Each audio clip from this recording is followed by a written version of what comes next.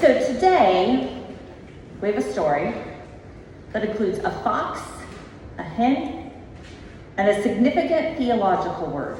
In other words, a big church word, lament. So in biblical terms, the word lament, it means to express sorrow, grief, or regret, often as a prayer to God. As Derek mentioned, this Sunday marks our second Sunday in Lent, and our text follows Jesus on his way to Jerusalem. It's a journey that will lead to his death, his burial, and his resurrection. And it's in this journey that we get a glimpse of Jesus' humanity. He shows emotion, specifically sorrow, because what he had offered had been rejected. Things are not as they should be, and that's at the heart of lament. So as we dive into this concept today, I want to first read to you a quote from theologian N.T. Wright. The point about lament is that we're not telling God what he ought to be doing, and we're not telling one another what God is doing. We're saying, hey, what's going on?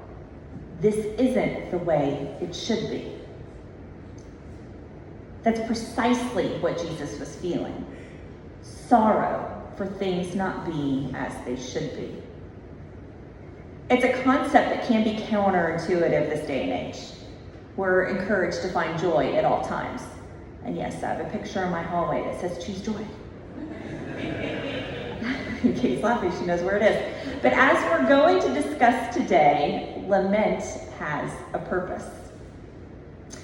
It's an acknowledgement of pain and suffering, and the real and valid parts of the human experience, both individually and then collectively as a group.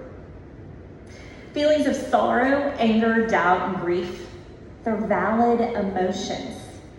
And when we provide a safe space to sit in those emotions, people can express their pain, and that's when they can wrestle with the difficult emotions. Okay, so we set the stage for what lament is. Let's go to our story. And it begins with a threat from a fox. So while Jesus was on his way to Jerusalem, he once again encountered the Pharisees. And these are the guys he was running into the whole time in his ministry. Every opportunity they had, they questioned him, they challenged him. But this time they acted as if they were doing him a favor. But were they? Or was this a ploy to trip him up or make him look bad?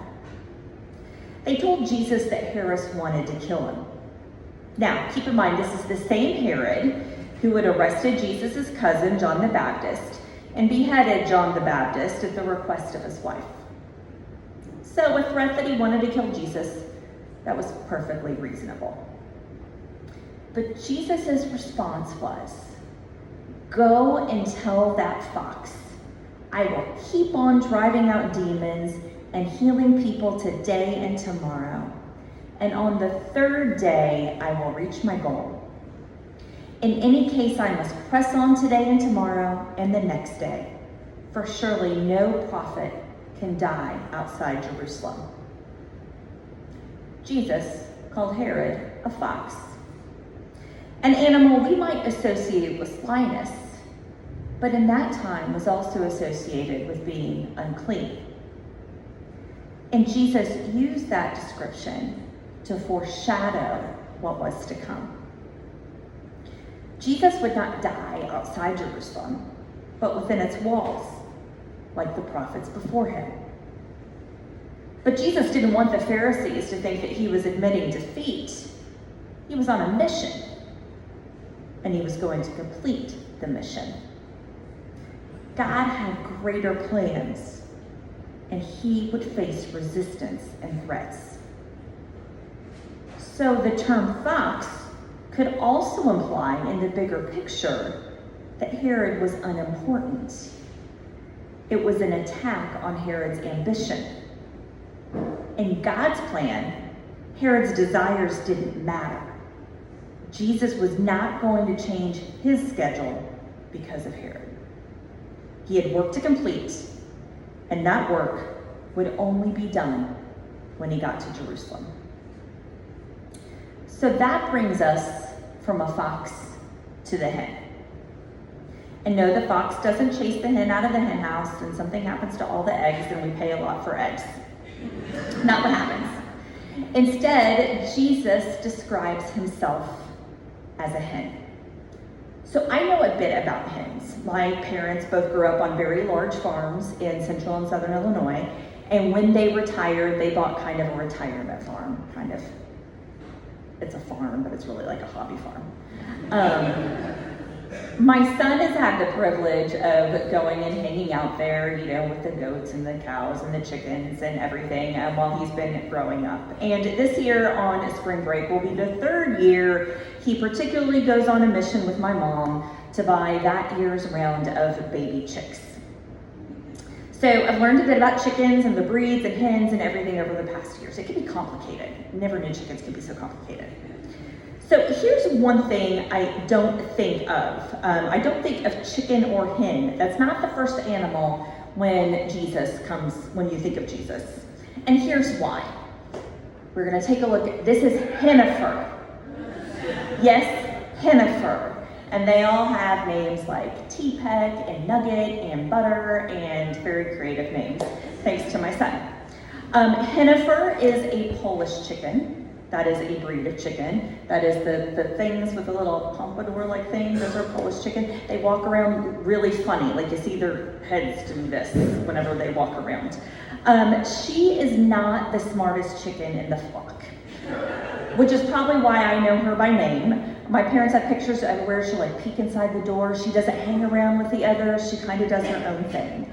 But it's funny, when I told my son, I said, hey, are you going to listen to me preach today? And he said, no. And I said, I'm telling the story of Hennifer, and he's like, Hennifer's a bully.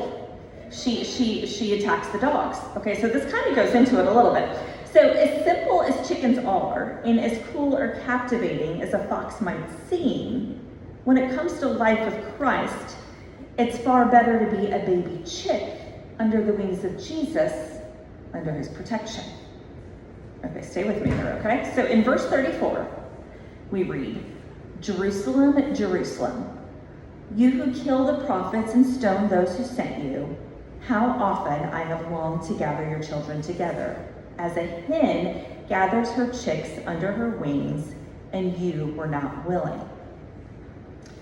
So Jesus is expressing deep sorrow, lament, over Jerusalem's history of rejecting prophets, God's messengers, and even himself. So that image of the protective hen represents the protection, care, and love that Jerusalem refused to accept. It's like a parent who wants nothing more than to protect the rebellious child, but that child continuously pulls away. And yes, sometimes we're that rebellious child, resisting the call and protection that God has to offer. So to get a full picture, listen to the steps a hen takes to protect her chicks. First, she gathers and protects. When a hen senses danger, she will cluck to warn her chicks and then spread her wings wide, creating a protective shelter for them. The chicks then instinctively seek refuge under their mother's wings, where they are safe and warm. Now here's where, like Hennifer's a bully, they also fight predators. Mother hens are known to defend their chicks fiercely, using their beaks and wings to deter predators. Makes you think differently about a hen. What she does to protect her chicks, even if they try to leave the flock. She loves, protects, and defends all of them. So if we're following the theme of a rebellious child, we have to talk about the hard life lessons rebellious children learn. And one of those is that there's always consequences. In this case, it's the consequence of rejecting what Jesus has to offer. In verse 35, your house is left to you desolate. This points to the destruction and spiritual emptiness that follows the rejection of God. That's the consequence of the rebellious child's choice. God does not force anyone to stay close under the shelter of his wings. God gives us freedom alongside compassion and protection. We are the ones responsible for the house we design, build, live in, care for, and preserve for future generations. But here's the beautiful part. Even if you choose that emptiness for a while, through the acceptance of Jesus, hope and restoration are still possible. In our text today, what Jesus did next was quote from a messianic psalm, Psalm 118:26. Blessed is he who comes in the name of the Lord. The specific context of the psalm is about worship and possibly a prophecy or prediction that there will come a day when people will commune again with God. Essentially, it's saying that the house of Israel might then have been far from God, but there will be a day when even they will see Christ as Lord and feel the love and protection he has to offer. And for the audience at that time, it's an immediate prophecy, because those are the words that will be shouted as Jesus makes his triumphant entry into Jerusalem on what we call Palm Sunday, on his way to die for the safety of his beloved. Rejecting God, it'll always lead to emptiness, but it's in that emptiness that the door for restoration opens. It's sad but true. Sometimes we have to hit rock bottom before we see where we need to be, before we see that hope. And even if you're not at rock bottom, there may be areas in your life where you continually say no to God's presence. God wants you to know you can turn back to him at any time, just like the story of the prodigal son. The Father always opens his arms and welcomes back his child with love. After Dylan Roof shot and killed 9 members of the Emmanuel African Methodist Episcopal Church in Charleston, one could expect the family members to respond with anger and hatred toward him.